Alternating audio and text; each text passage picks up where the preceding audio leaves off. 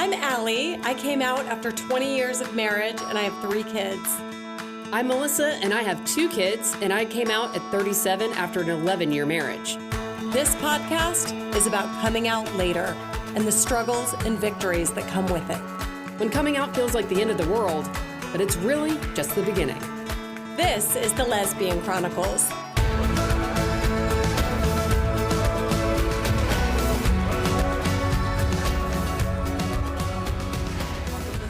Chronicles. Today's guest is my dog, Charlie. Yep, she loves to join the show. She does love to join the show. Hopefully she'll be quiet. But you know what? I know that she barks sometimes in the background, but I don't feel that bad about it because there's a podcast way bigger than ours. It's called True Crime and Cocktails. Yeah. And their dogs are constantly barking in the background. And they have audio booths in their home and stuff. And the other day I could hear the dog barking and then you just hear off the mic, "Shut up." Oh God, they don't even try to hide it. They don't edit a damn thing out of the podcast. So it's okay. I love true crime podcasts. I just started one about the Idaho murders. I've listened to all of them. I was way into the Murdoch case. But I read this thing that said that people that enjoy true crime to wind down, they listen to the podcast or they watch the NCIS, that's their wind down. And I have to say, it's not my wind down. It's my driving boredom. But people that choose that kind of television at night are studies have been done where they relax with trauma because their childhood had a lot of trauma, and therefore as adults, it brings their mind, it's comforting for them to see trauma. Wow, that's really interesting. And so it made me because that's shit. my wind down. It is? Yeah, Okay. I almost always fall asleep to some sort of crime podcast. I'm finding this article. Occasionally, it's I will listen to Friends or something Yep. Happy, How I Met Your Mother, is it 30 Rock, those kind of shows. Yeah. But one reason why I like it is because it's monotone. You think that's why. I'm sending you this article. It's not. It's okay, comforting. I want to read it because that is also interesting because as a kid, I started watching the news when I was way too young to be watching the news. Yep. I want to say between 10 to 11 years old. Right. And there was something about it that was I don't know. I always thought of it morbid curiosity, but maybe that was it. Not that my household was traumatic by any means. I mean, these are medical experts with the research to back it up. But they basically said if you trace back that it's trauma becomes your comfort. And so, but it's interesting because I do love true crime, but I don't like it at night. At night, I like Discovery Channel.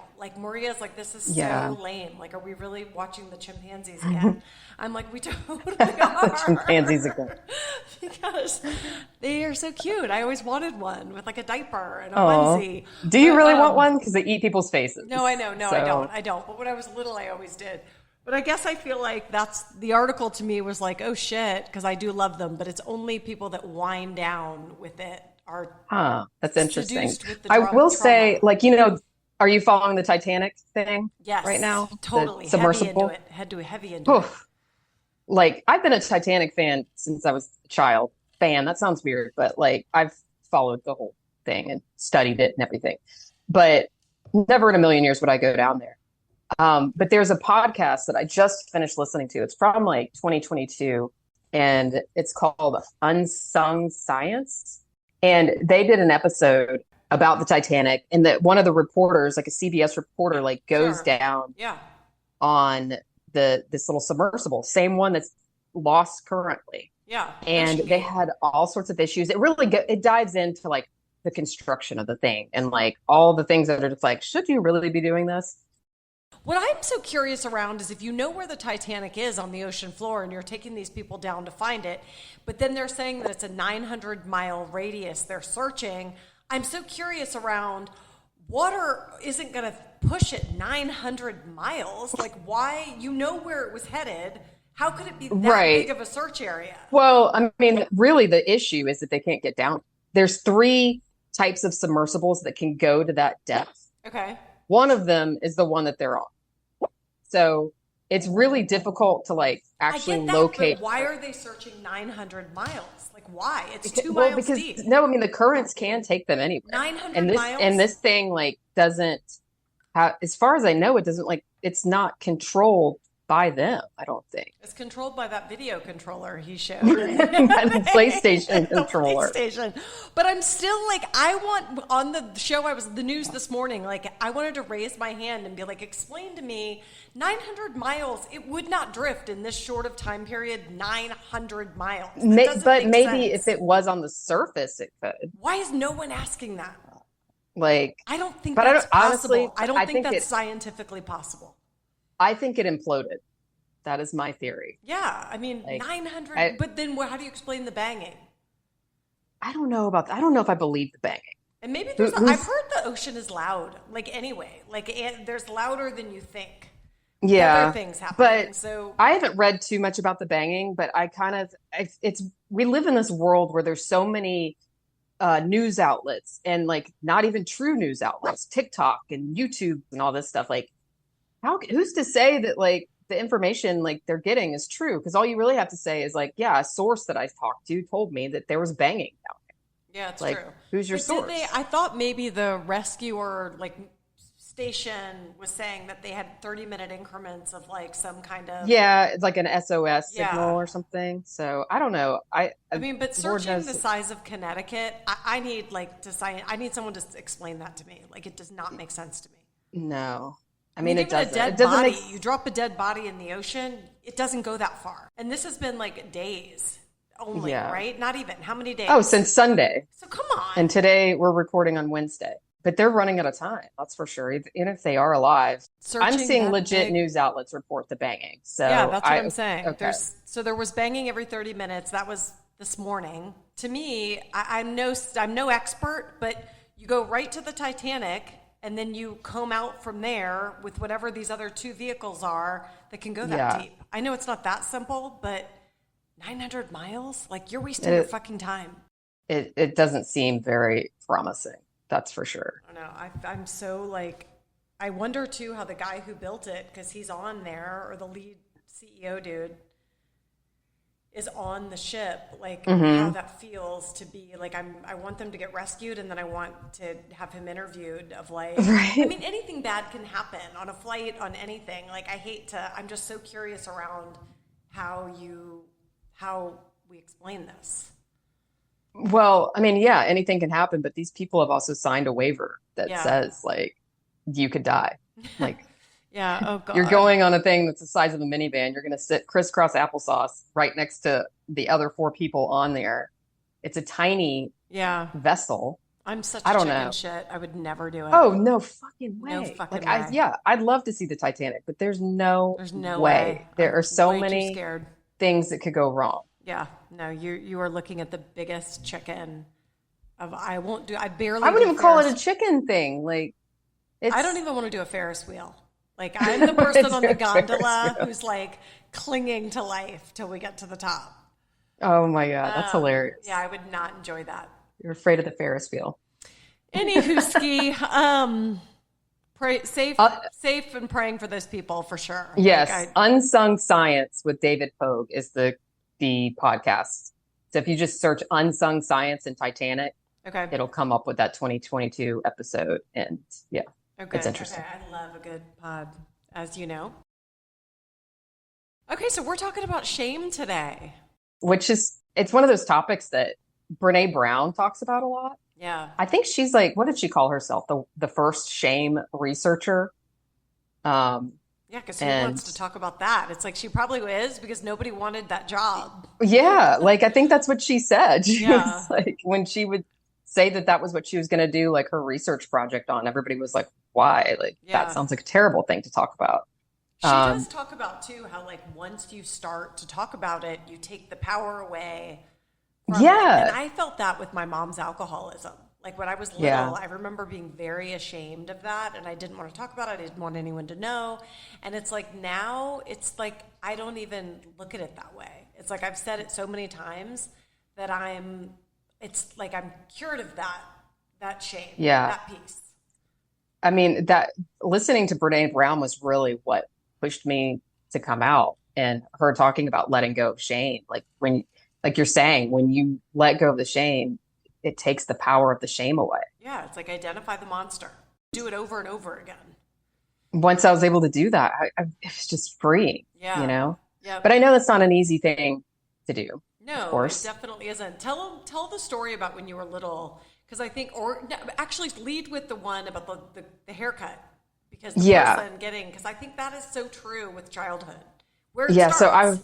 I was just sharing this with Allie before we recorded, but it's a memory that I had a couple weeks ago. And it's like we always talk about our gay Easter eggs. And when we were first coming out, all these things are popping into your head constantly, like, oh, this happened in childhood, and this happened. And they kind of relate to like where we are now and like how we ended up coming out later. But this memory was really deep. And it was prompted because I was watching TikTok. There was a mom taking her daughter to get her haircut. And the daughter was like, I think around 6 years old. And the mom said, for years, she has asked me to get her haircut like a boy. And today I'm listening to her, we're going to go get her haircut. And the kid was like so just gleaming, beaming after the Yeah, haircut. Like yeah. you could just see like she's so She happy. felt like And herself. yeah, and it's not like this kid is like changing gender or anything like that. I No. don't think it had to do necessarily at this point with anything to do with gender identity. And my story doesn't either, but it sparked this memory in me of when I was a kid. I was like, I think around 4 years old. And I used to cry a lot when I would get my hair brushed. Like my mom would brush it. It's very tender-headed.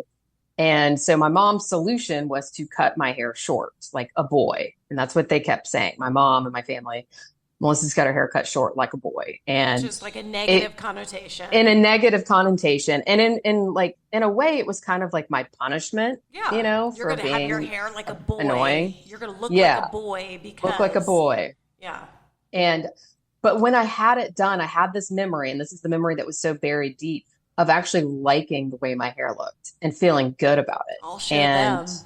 I'll show right. them. And but then it was like all these comments that happened for the, months later of having my hair short, probably a year or two later, that it was short, that made me feel like it didn't look good and that I did look like a boy and I shouldn't look like a boy. Right. And so I have had my hair long ever since. And It's kind of it just, interesting that first of all, that your mom, who I think loved the little girl in the dresses and all that, would even let you do it or have you do that. I think in a Like, way it was kind of like it backfired a little oh, bit, obviously, yeah. like, I don't know if this was at the point, I think it was because my mom and I also used to duke it out over what bathing suit I was going to wear Right. because I wanted to wear just shorts like my older brother was wearing. She wanted me to wear like a one piece or a bikini. And With I bows mean, we all had a over it. wrestling And match in a yeah, hotel room in Tennessee that my dad still talks about to this day. He's like, I didn't know who was going to leave that room alive, but my money was on Melissa. right. Yeah, I think that those little things happen throughout childhood that then you grow up and they don't seem, they're little at the time, but when you have a bunch of little things, we talk about the loose leaf paper, you put one little crinkle in it, not a big deal, you can smooth it out, but the crinkle is always still there. And if that happens 100, 1,000 times in little ways, of course, you're loaded with shame. Yeah. Shockingly, my mom, I do remember one time, my hair was short, and my parents let me have my hair short, but someone thinking I was a boy. And I remember looking at my mom, like, is she going to be so embarrassed by that this person, I was ashamed that they thought I was a boy. They Yeah. referred to me, and my mom was cool as a cucumber. Like, looking back, it's like so funny to me how capable my mom ignored it completely and was loving. That's interesting. Yeah. Yeah. Like, it's like I've underestimated these humans in such a big way. Even back But then. it's interesting though, too, in that like I didn't know my sexuality until later in life, and you I knew, did. you just followed the different path. But Right. it's like I think that feeling that shame over my appearance Yeah. at an early age really led to me just being like, well, don't do anything Yeah. outside of that box, Totally. you know? Totally. And that probably happened in a million ways throughout your childhood. It did mine. I mean, I remember hearing the word dyke or hearing these words that it was just like, oh God, gay is bad. Or, that happened. hundreds of times. I mean, thousands probably over the course of my childhood. So yeah, you go to college and you're just kind of like, that's part of who you are. Yeah. Like, it's negative to be gay. So It's, yeah, like, and that's what we have grown up with. And I think it's unfortunate now that like that's happening kind of again, that people are once again starting to do the gay shame game. And it worries me that people are going to, this is going to just continue to happen where people aren't allowed to be themselves because they're too scared or they're too shamed to do so. And I think, like, let's identify I mean, for me, it was like I got married in this big wedding. I invited all my parents' friends, my husband's friends, the parents, like, in front of all these people. I promised I was one thing. And then 20 years later, I changed my mind. It's like, are you that, scattered and crazy that you don't have your shit together enough, that you made this promise in front of all these fucking people? What's the matter with you? Like, I remember that being like shameful of like, who did I stand up in front of? And now I've got to face these people at holidays and at, whatever, and show up, and everyone knows my dirty little secret. Of, I left my husband. They know the secret. And the sexualized lesbian thing. It's so true what Perry said. It's like, the word lesbian isn't just, it's loaded. It's loaded with this idea that you're like this sexualized thing, Yeah, it's not like, it's not like saying I'm a lesbian as in like, I want to date women and my partner is a woman. The word lesbian comes with porn, like all over the place. It comes with jokes. Yeah. It comes with being mistaken for a man, or being like, so many women that dress in a more masculine way are accused of wanting to be a man. Like, it's just such a loaded word. It's a loaded word. And I think that's the issue, is you have to say that out loud. It's not like saying, oh, I'm not a physical therapist anymore, I'm a designer. It's not, it's loaded with all these other embarrassing things. So you're having to say this embarrassing thing to your parents, who now you're worried, are they ashamed of me? Do they even want me to come visit? Because now I'm going to run into all their friends who also know my dirty little secret. It's funny, even when my mom says the word lesbian today, and she doesn't say it in any kind of like negative way. It's just like, oh, so-and-so's a lesbian, like talking about an actress or something. And even for me to hear the word out of my mom's mouth, I'm a little bit cringy. Like, Mom, Mom, how dare you? Wash your mouth. Like, why is my 78-year-old mother saying lesbian? Stop it, Mom. She's a lesbian like you. Like, My mom doesn't say the word. Really? Mm-mm. I don't think my dad does ever. But it is weird to hear it from my mom's mouth. And my sister too will say it sometimes, and I'm just like, ugh. Like, but why is it different when it's coming out of their mouth versus like hearing it? I mean, we say it on this podcast all the time. It doesn't feel weird to me in that respect anymore. No, it doesn't feel weird, but it is like this thing. I can't even imagine. My mom still will say her friend, like that woman and her friend. But I don't think she knows what to say. You know what I'm saying? Like, I don't think. So she calls Maria your friend? No, Maria, I think she says my partner. I don't know what she would ever say. I'll tell you though, what's helped is that Maria and my parents' best friends on the island where they live, they were there when Maria was like there, and they got to know her pretty well. And they like adored her, as did my mom's sister. They like loved Maria. And I think that like my mom felt some pride around this woman showed up, Allie's dirty little secret showed up and like wowed these people that my mom deems like very high up in some way in our lives. So it's like they were just like, oh my God, we love Maria. Maria's so great. We'll take this lesbian. Yeah, we'll take her. So I think my mom like had some pride around that.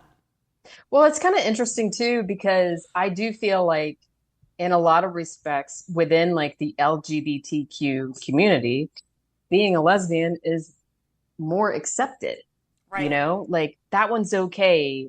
Like in a lot of people's eyes, I don't think that we're facing quite the hate that a lot of other people are.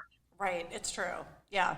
Did you feel the sense too of people would think you're like having a midlife crisis, you're bored, you're like, I also felt some sense of like, people are going to be like, oh, Allie is crazy. She's lost it. Like, I mean, I'm sure people probably think I'm that. sure they still like, think that there's about someone me. out there that's did you hear about Melissa Rainey? Did you hear about Melissa? It's quite the midlife crisis. Right. You know, I told you I had a friend like text me during all this, a good friend, and be like, just FYI, these women are you are the hot topic right now. But I circle back to Brené Brown in that. And that quote that she says from Theodore Roosevelt, the man in the arena. Like, if you're not in the arena, like out there sharing your truth and speaking your truth, I don't give a shit about what you have to say. It's true. And I think that people that are talking in that way, they've got something they're ashamed about they can't share. For sure. Like, and I think too, like, they haven't leveled up to that point.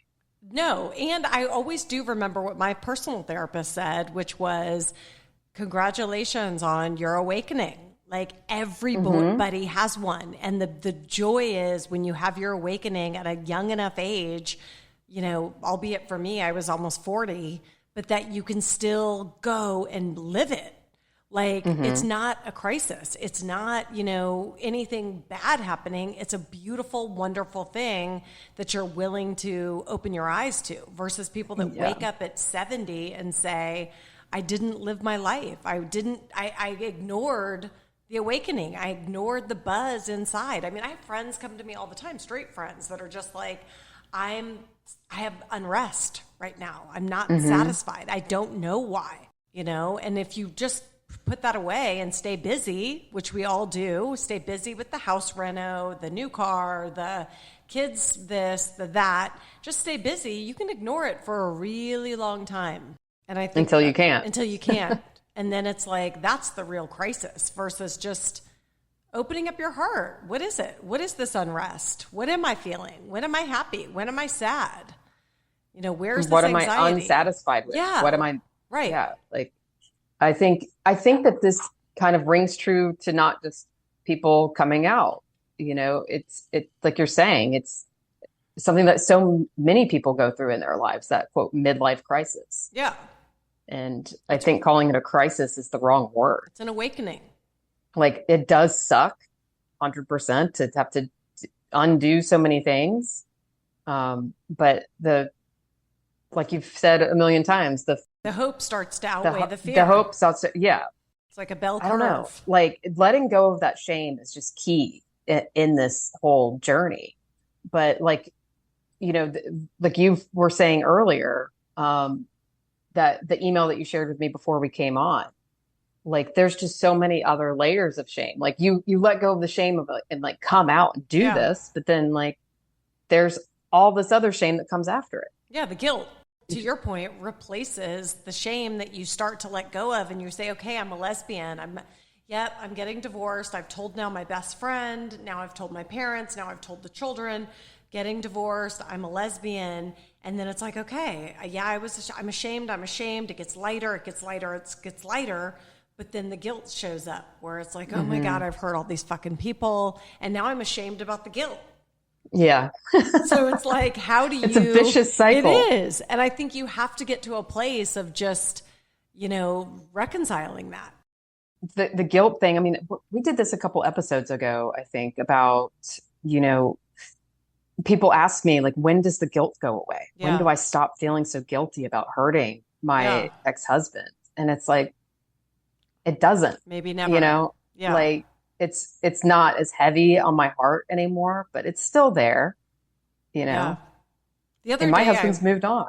I was redoing all my like paperwork. Like, I have this file box that I keep things. I try to be organized and like file stuff in there. And I came across my like divorce decree. I just happened to be like moving it into this. And it just like, even then, it's like a little bit of guilt washed over me of like, I can't believe I'm divorced. Yeah. Like, it's like, I just never thought that would be my story. 50% of marriages end in divorce. It was never going to be me. And it washed over me. Maria and I had a conversation about it that night and she said too, like, it's just not the nuclear family Like even our family now, like it doesn't look like what we both thought. You know, it's not these aren't our children together. Do you ever like notice or acknowledge like your anniversary, like your wedding anniversary? Not to her, but I remember. Like, because mine was just almost a month ago, and it would have been 16 years. Yeah. And like, that's just so wild to me. I'm like, God, like I would have been married to someone for 16 years, together for 18. Yeah. Like that would have been really cool. Yeah, I know. Like, and I would have been like really proud. You have this nuclear family. I mean, I think like Maria said it best. Is she's like, I love my new family, but it isn't what I dreamed of. You dream you're going to have these children together. We're both rooting for the same thing. And I think it comes eventually. But I do think that like that's a hard thing, and it does make you sometimes have guilt around what you destroyed in your authenticity. That's interesting that Maria says that, because she left a same-sex marriage. Yeah. Right? Right. So, and like, I know that my partner struggles with that aspect of like having been in a long-term relationship and like now not be in that relationship, and that family that used to be there not be as prominent. Right. And that part, it is really hard, like things just kind of got spread apart and made more difficult navigating a holiday. Now it's like, even just Father's Day, I'm thinking to myself, well, first of all, I didn't really plan ahead. No. But I had the kids that weekend, and I'm like, oh, wait, like I want to see my dad. I'm sure my dad wants to see the grandkids. But then like, here's my ex-husband who wants to see the kids that day. And so I'm like last minute trying to figure out some way to like divide the time so that, and like also their other grandpa wants to see them, like all this stuff, and whereas before when we were married, like that wouldn't have been a thing. Do you have shame around also, like this came up for us recently where we met this couple, they're in their 60s, probably, I'm guessing, and we're all chatting, and they were like, oh my gosh, how long have you guys been married? And we didn't say we weren't married, but Maria was like, oh, we've been together 5 years. And I felt shame around, they've been married probably 30, and we just look like these. And then it became clear, I'm sure, to them that it's a blended family, because they could see our teenagers and think, wow, okay, they're obviously divorced. Yeah. These aren't all their kids. And I felt this feeling of like shame. It's just like it's almost like, do people look at you like, yeah, these aren't serious people. And they're dragging their kids. Now they're divorced, broken home, broken dreams. Broken dreams. Where's the father? And Maria like says it so proudly, like 5 years. And I'm looking at her like, oh, why didn't you lie to them? Like, I just can't take We've been together for 20 years. 20 years. These are all babies. Our kids. Maybe you have the story that you tell. It's kind of like, I used to watch my nephew a lot when he was younger. And so often, like, I'd be going somewhere and it's just me, and I've got 2 babies, and he was like 5 or 6. And yeah, and like people will be like, oh, what a big family, and like asking me about like him and stuff. And I would just be like, someone would call him my son, and I wouldn't correct them. You liked it. And like later on, I would tell him, I was like, sorry, like I don't want to have to give the whole story of like, oh no, that one's not mine, that's my nephew, and like his mom's doing XYZ. Like sometimes you just gotta fib a little bit, I know. Well, then I think she felt like we're gonna see these people a lot.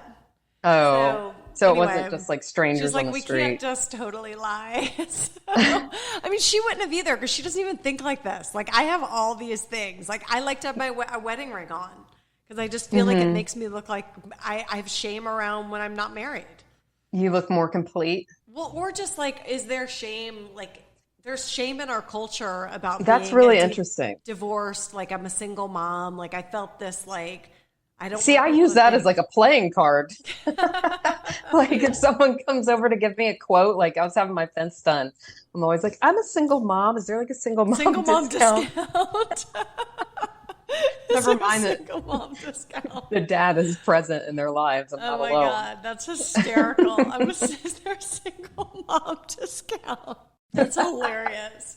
Yeah, I don't do it that often, but it does come up. All these shameful things like that happen, and the fact that like forget your wedding, just in life in general, you're living your life 20 years one way. You're meeting with friends, and then you change your mind. Like, are you a serious human being that you've been having? I think you are. I think it makes you a more pure human being. It does, but I'm saying that is where the shame comes there from. Is shame for around. me. 100%. You know, like but to me, I'm like, I just, wrote my own plot twist in my story. Plot twist. But at least like you can fall back on that you didn't know. I think I really kind of look like shit. No, I don't think that. So yeah, I didn't know because I wouldn't let myself think about it. But you also, like, despite knowing, you thought like I can push it down. It doesn't matter. It doesn't matter. And it didn't. That's for what 20 so many years. people do. Yeah. Think about all the people that are in, like, I just watched the preview for that Netflix show or documentary called Pray Away, which I watched a couple years ago. But it just sparked that memory for me of like, here are these people that have been so ingrained in the church that they literally try to pray it away. Yeah, yeah. And I think for you, it's like same thing. You're hoping, praying that like, okay, I can push this down and just live this life. And you can, because you're busy as hell. You've got beautiful babies. You're busy with your play groups. I was busy, organizing a social calendar for us. I mean, we had great friends. Like, I don't feel like it was like this lacking, sad life. It was fulfilling for 20 years until it wasn't. I think that's, I could have carried on a long time until it's just like, it started to really bug me. And then the catalyst shows up and blows, then it's just like, oh my God, now I really can't turn my eyes away. You've really got to get over that shame now. Yeah, exactly.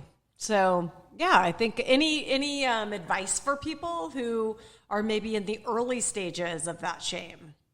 Listen to Brené Brown on repeat, or read her books. So true. She has a lot of, and that's the thing. I guess I remember back when I was really closeted and really struggling to find things, resources, and feeling very limited on what I could look for because I didn't want my husband to see what I was Googling, all that stuff. And that's why I think Brené Brown's such a good resource because like you have to buy books or whatever, but she does a lot of interviews. Yeah, she is all over YouTube. She's all over like podcasts. So you can like really dive deep into a lot of her material without having to go buy the books. 100% true. Yeah. Or Google Brené Brown, lesbian, anything. She never specifically says that. Like, she does not relate it to being gay in any way. It's more so just like being you and letting go of all these shameful things in your life that you're carrying. I think that's really, really good advice. And if you want, I mean, she does have a lot of really great books. And Maria just told me that you can get Audible books at the public library. Really? Did you know that? I did not know that. Like, I always do Audible. I do too. But she said that you can get them at the public library. Really cool. Yeah. I did not know that. But another tip about Audible is like, because sometimes I'm not using my credits. And so like they're stacked up. I think right now I have like 5 or 6. Yeah. So you can pause your monthly membership and not be charged if you want to like catch up on your credits. Yeah. Oh, that's awesome. Good Tips. deal. Tips. Well, all right. Well, I think that's a wrap. I think so. All right. Well, enjoy the rest of your day. You too. Bye-bye. Want to support the Lesbian Chronicles podcast? Rate us and write a review on Apple Podcasts or Spotify. We love listener feedback. If you'd like to share your story, email us at melissaandallie@gmail.com. That's Melissa, MELISA, and Allie, ALLI, @gmail.com. Or follow us on Instagram at Lesbian Chronicles.